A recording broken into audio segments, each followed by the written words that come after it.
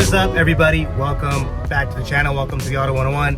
And today we're doing a review of a car, but I'm not driving the car. In fact, nobody's driving the car because today we're reviewing the Waymo. What is Waymo? Waymo is Google's autonomous vehicle venture. Not Google, but Alphabet, the parent company of Google.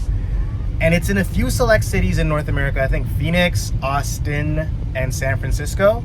And it functions essentially as an Uber. You call it up on an app, you select where you want to go, and then the car will come completely autonomous.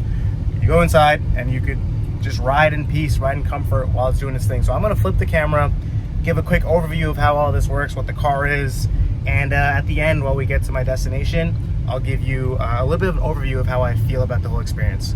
Yeah, so let's get into it. Here we are inside of the Waymo. I'm sitting in the passenger seat just so I have a better vantage point and viewpoint of everything that's going on, but there are 2 additional seats in the back. I'm currently in Phoenix on my way to the Phoenix airport. The Waymo is stopped in traffic.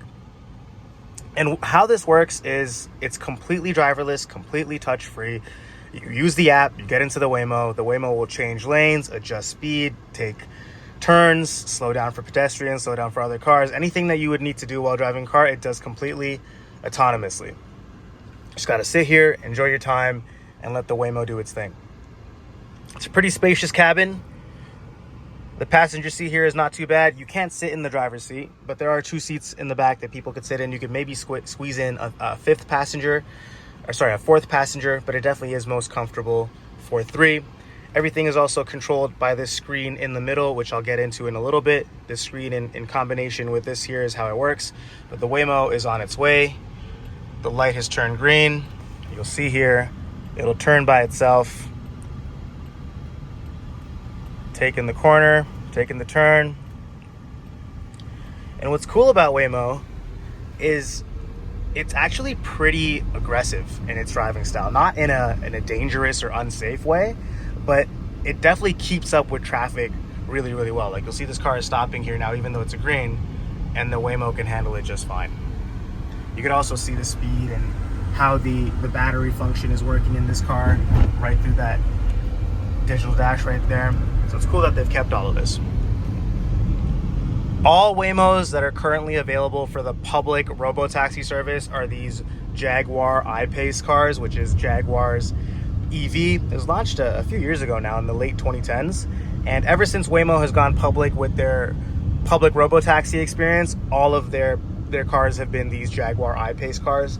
Future partnerships have been announced, so there will be different new brands that are involved in the Waymo project, like Hyundai, Stellantis, but that's in the future. And historically, they did use some Toyota and Lexus models when they were doing their testing. But all the ones that currently are in use are these Jaguars, which is great because it's a premium car. See, it went through the yellow, which is what I was saying. It's not overly cautious. It drives like in the normal flow of traffic. All of these are very nice cars. It's a luxury experience, good material quality. The seats are really nice. They're also this very cool blue. See, here's what the back looks like.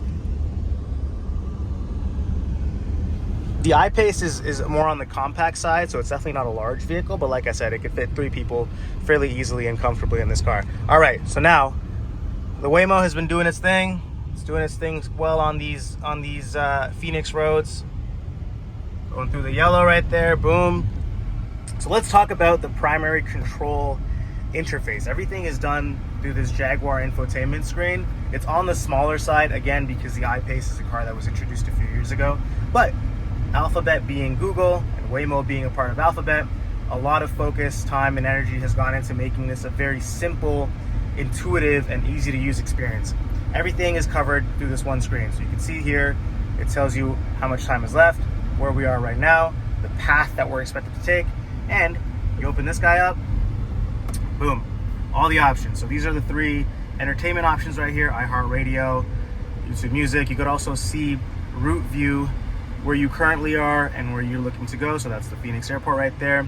Close out of that, go back in here, and you could also see the details that you need to see about the car.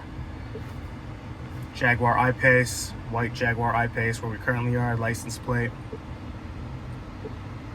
That's kind of annoying though, that you have to go back and then click this again instead of just going back to this view. Climate and music can be adjusted through these settings as well. If you click the climate, you have the ability to change your seat position, adjust the light, temperature, and fan speed. And also if you're feeling kind of sketched out or unsafe or whatever, there's also an option to pull over. And I really like the music experience and the way they've done it. So there's a music menu. You click the music menu and you could go through a variety of playlists. And this is using iHeartRadio playlists, but if you want something that isn't on iHeartRadio, maybe something more niche, there's also the ability to use the other music platforms there. Temperature is interesting because you could adjust the climate here through these physical switchgear options here, and it'll sync up here. So if I increase the temperature down here, it'll get hotter up here. It's super hot in Phoenix right now, so let's not do that. Let's keep it nice and cold. And a lot of the physical items in the car have also been closed off. So this is closed off, this is closed off. And what's cool about the Waymo is that since most people are riding in the back, there's an equivalent screen down here that has the exact same functionality as this screen here. Cool Waymo logo here too.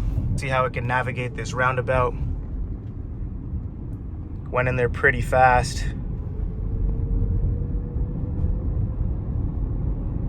And we're off. Good vantage point here of what the Jaguar I-Pace Waymo looks like from the interior. Full 360. It's got a really nice panoramic roof as well. And it actually provides a little bit of shade. Basically what you're looking at above me here is Waymo's apparatus, their radars and their sensors and everything that they use for the autonomous driving. And it sits on top of this panoramic roof. So it adds a really nice sense of shade, but they've also kept enough of it open where you get that open air experience and the light coming into the cabin, especially in the rear seats. Calling a Waymo is also really simple. You download an app, connect it to a Google account, and then calling a Waymo or hailing a Waymo is very similar to an Uber or a Lyft. You put in your destination and it'll come pick you up. You have the ability to select what you want the color of the identifier to be on the roof, so you know that it's your Waymo. You could select 2 letters and a color, so you know that it's the Waymo that you've called. And you go up, you unlock it in the app, you enter, it plays that video to introduce you to the experience, and then you're off. I accidentally touched the driver's seat belt, and now I'm getting in trouble.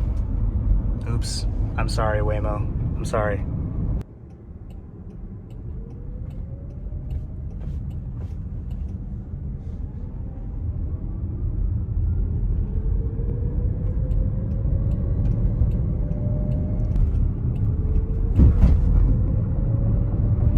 A little fast right now.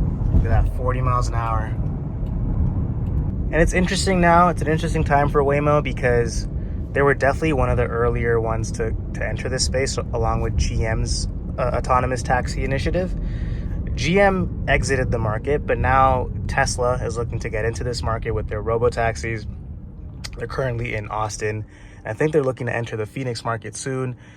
And Amazon with their Zoox, ZOOX venture, is also now looking to deploy some autonomous vehicles in Phoenix and other cities. So it'll be interesting to compare going forward how these different tech-enabled autonomous taxi services function, if they catch on, or if people still prefer the tried and tested Uber and Lyft alternatives or taxis. Overall, what are my thoughts on Waymos? I think it's really cool. Like, it's just fundamentally cool that we're at a place where we have technology that's able to drive us from one place to the other fully autonomously in a very safe, effective manner. In these EVs, you don't really feel any regenerative braking when the Waymo's driving. It's easy to call. It's connected to an account that most people already have. You feel safe inside because, you know, support is just a button click away.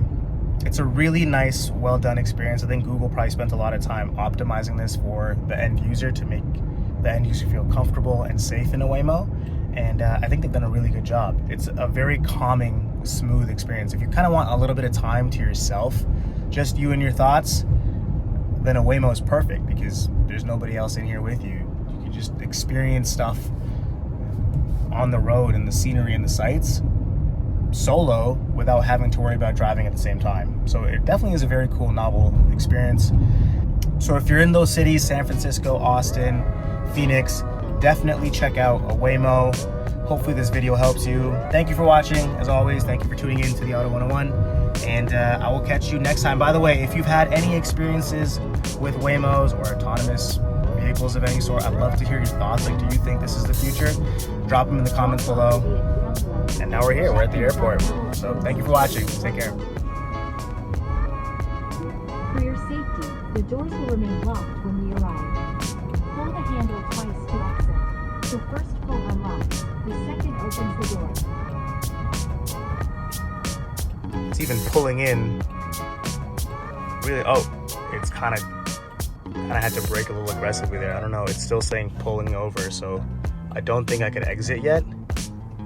But it seems to be a little bit confused with what's going on in this pickup and drop-off zone. So this might be where human skill is still required, because the Waymo's kind of freaking out here. What do we do? Pulling over, pulling a spot to pull over. It's actually stuck behind this other Waymo.